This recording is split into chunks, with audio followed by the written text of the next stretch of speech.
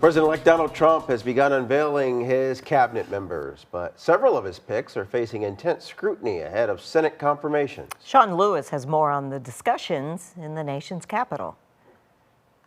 Tonight, as the president-elect makes his picks to fill out key roles in his administration, some of them are coming under scrutiny. Is this the best that we can do?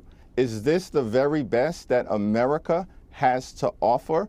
House Minority Leader Hakeem Jeffries Sunday morning asked about the nomination of Matt Gaetz, who resigned from the House last week before an ethics investigation was set to be released. Of course it should be released, and that's not just Democrats saying that.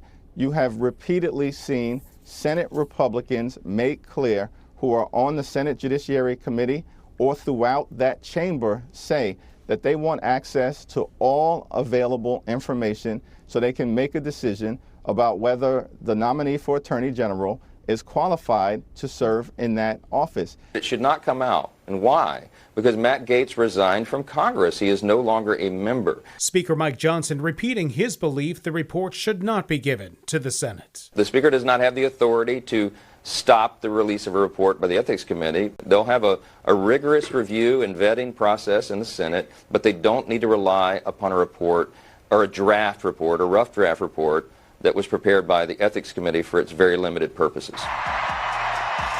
There is also bipartisan concern over the nomination of former Congresswoman Tulsi Gabbard as Director of National Intelligence.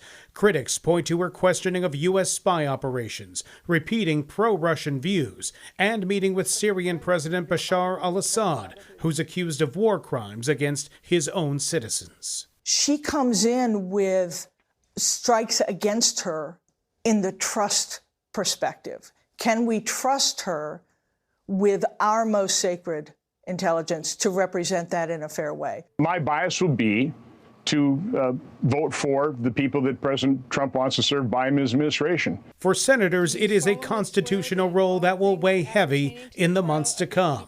Some argue the president-elect could go around the Senate confirmation process. Others believe the highest-level cabinet jobs will be brought to them. I certainly hope that's the case and that we won't see nominees jammed through in recess appointments where there's no confirmation hearing, no confirmation vote, and they take over incredibly powerful positions for up to 2 years.